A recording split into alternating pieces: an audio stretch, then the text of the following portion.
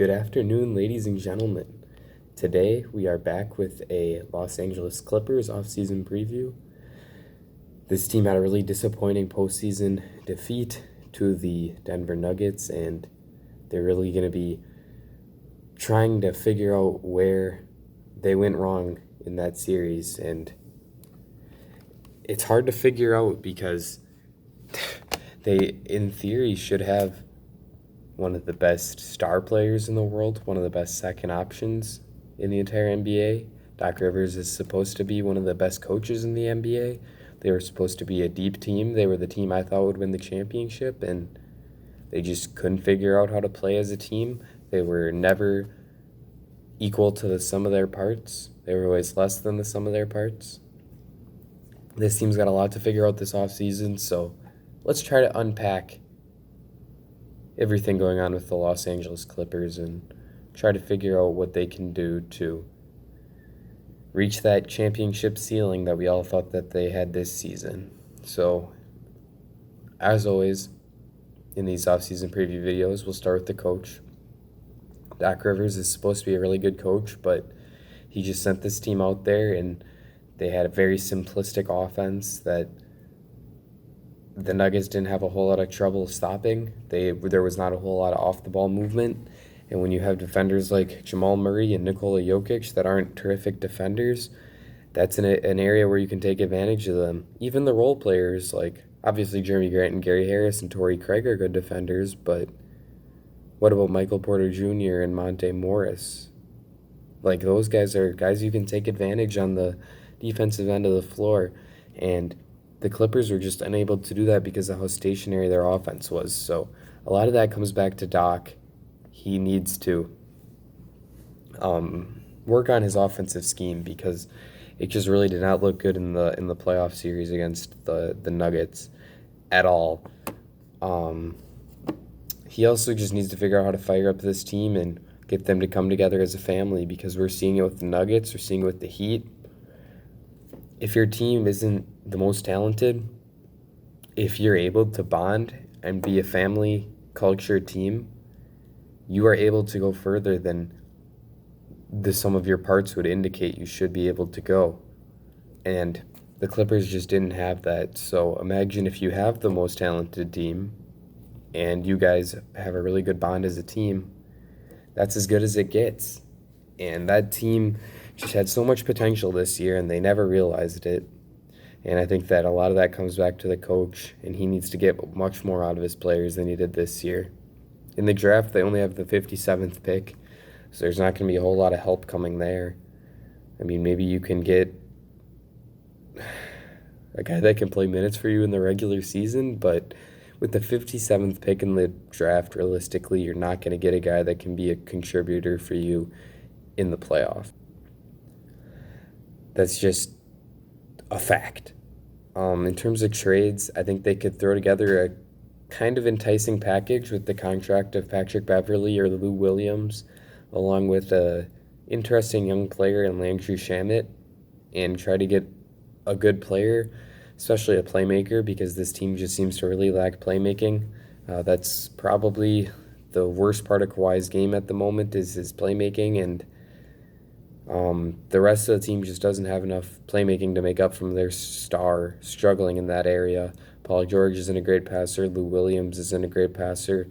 Patrick Beverley, well, you know you have a playmaking problem when your theoretical point guard is not really a point guard. He's just a great defender who's in a point guard sized body. So that's the position he plays, but really he doesn't bring you the handle or playmaking ability that you would want from your point guard. So Patrick Beverley doesn't really count as a point guard for me. He's more of just a basketball player who plays good defense, but on the offensive end of the floor, he doesn't do a great job playing that point guard role. So maybe they can flip a contract and Shamet and make it into a good playmaker. The perfect guy that I'm thinking of is Goran Dragic, and we'll get to him more in the free agency aspect, because if it's at all possible, I think that if they could create enough room to sign Dragic, he would be perfect. We've seen how good he's been with the Heat in this playoff run for them, and his ability as a scorer and a playmaker could just really fit in very smoothly with this Clippers team.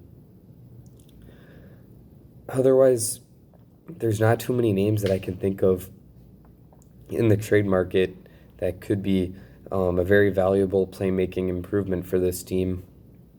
It's not like they're going to be able to get a really, really good player, so they're most likely going to be looking at a guy who's, I mean, Lou Williams and Landry Shamet can probably get you a pretty solid starter level player.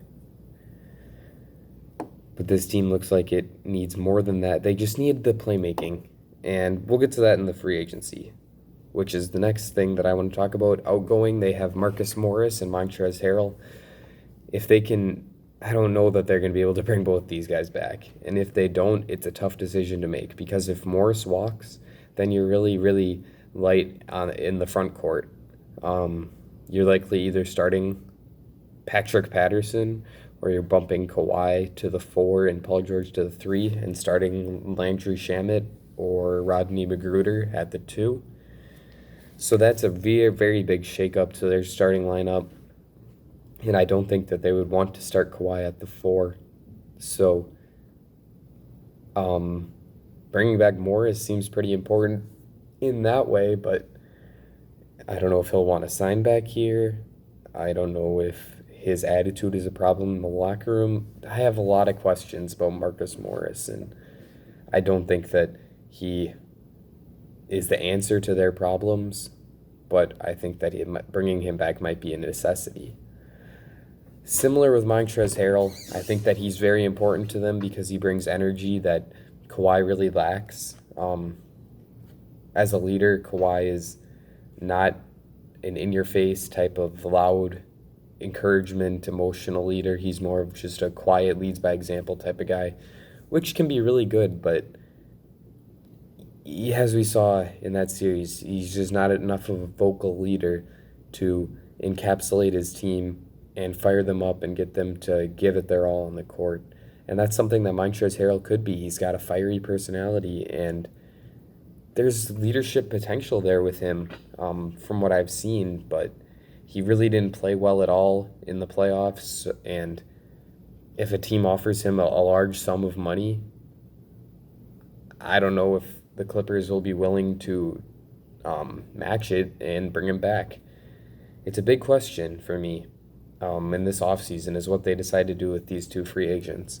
I think that Harrell is important because of that leadership aspect, like I mentioned before, but also because he does a lot of things that Zubac can't, and I'm a very big fan of Ivica Zubac, but he has some struggles, and he obviously cannot play 40 minutes or whatever in the playoffs.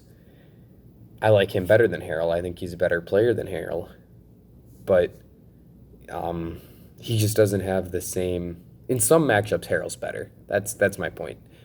The energy, the scoring, the pick and roll offense. Harrell can do things that Zubac can't, and it's valuable. And I think that he's a very good complement to Zubac, and bringing him back would be really, really good for this Clippers team. But I don't know if they're going to be able to. And if they do bring back Marcus Morris and Montrezl Harrell, are they going to have enough money to allocate into a playmaker, since we already addressed that there might not be a great playmaker on the trade market? I don't know. In terms of targets, I think that to improve in playmaking, there's 3 tiers here of players. The first tier would be Fred VanVleet. If they can create enough cap space to sign Fred, he would be a perfect fit. Bring him back to play with Kawhi, be the playmaker that you were lacking, and even as a third shot maker as well, a good defender. Fred would bring a lot to this team that could really help them boost their championship potential that we all thought they had this season. He would just make them all that much better. If they don't have enough money for that, Goran Dragic could be a really good option for them. He's a free agent, although the Heat are doing really well right now, so I'm not sure if they would let him walk. They might try to give him a pretty decent contract to bring him back and just try to bring back this team that has been so successful in this postseason. So we'll have to see what happens there, but once again, like, his ability as a scorer and a playmaker could just be perfect and bring what this team was really missing. Because as good of a scorer that Lou Williams is, he's not a good enough playmaker. So bringing in Dragic could be really good for this team too.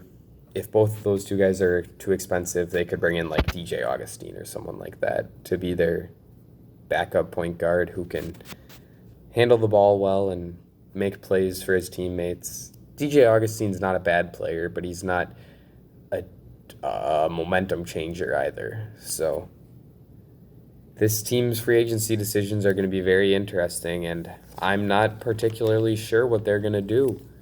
Will they have Morris next year? Will they have Harrell next year? I don't really know. I mean, if Morris walks, like I said, they would have to completely restructure their starting lineup. And if Harrell walks, then they're pretty short at the center position outside of Zubats, and they'd have to bring in a solid backup. But they're not going to be able to bring in a guy who's able to play like the sixth man of the year like Harrell did this year. So that's a real dilemma for them. I think that this team can win the championship next year, but I don't know if I trust them to do it because this year we just saw that they didn't have the team chemistry and the coach and the fire, and quite frankly, Paul George did not look like a second option. So this team's got a lot to look over this offseason, and it's going to be really interesting to see what they do because they are one of the teams with the most power to completely swing this offseason, in my opinion. So we'll see what they do. Let me know in the comments what you think they should do. Leave a like and subscribe if you enjoyed this video. That's it for me. Ladies and gentlemen, I will see you all again very soon.